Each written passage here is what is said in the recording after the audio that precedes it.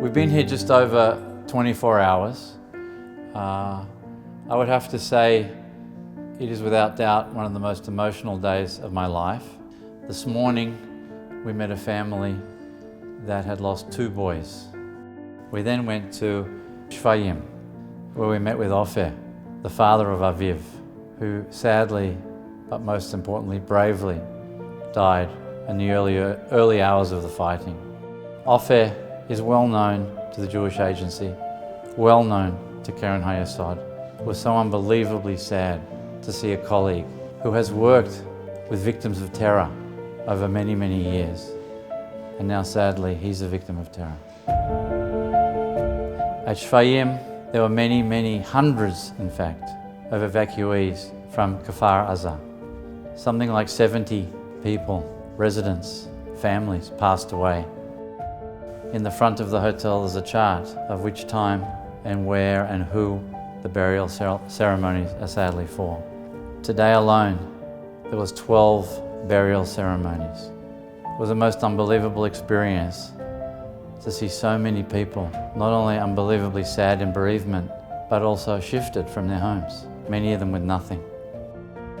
We then had the most harrowing experience of visiting a shiva house of not 1, not 2, but 3 young boys. All those boys, Adir, Matan, Eli, were great friends, great mates. 3 beautiful families are shattered, girlfriends are shattered, lives are shattered, emotions are shattered. But what was the most amazing experience was to see the strength of those families, their belief in the unity of the Jewish people, their belief in the unity of the State of Israel, the strength of the State of Israel. We were there to show them support from the diaspora. We were there to let them know that they're not alone. It was an unbelievably moving experience. I felt very privileged to be able to, on behalf of the Keren Hayesod family, to show them that we care just as much. Their hurt is our hurt, their pain is our pain.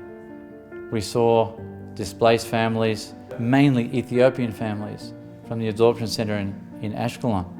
They're now in Netanya. We went to the funeral today of Ophir Lipstein, the mayor of one of the municipalities in the south. But sadly, one of his sons, Nitzan, is badly injured and missing. So a mother today buried her husband. Thousands of people were weeping. It was the greatest honor to be there, to see Israel coming together, burying its dead, praying for its people to come home, and praying for the health of those who were badly injured. So today was an incredibly difficult day, but it brings home the work of Keren Hayesod. It brings home the work of its partner Jewish Agency in the starkest possible way. The Victims of Terror Fund is an immediate need. It's a gigantic need, and those 5,000 plus families need it. The 40,000 plus displaced people within Israel, they need our assistance as well.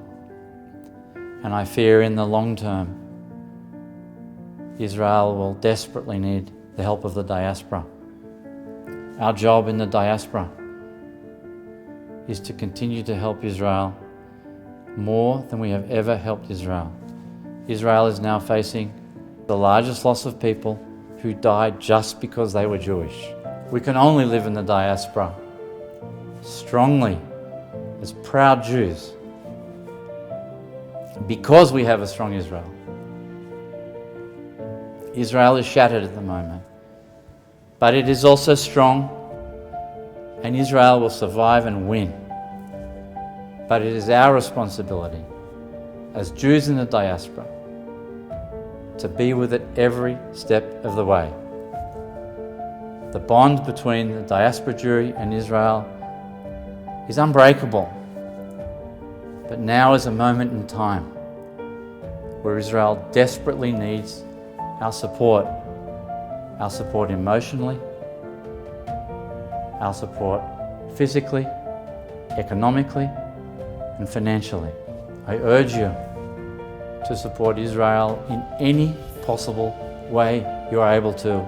Now is a moment where that partnership means more than it has since the establishment of the country. Now is as important a time as any other time in the history of Keren Hayesod, where Israel needs the support and we need to help them. So please give, and give generously of anything you're able to do.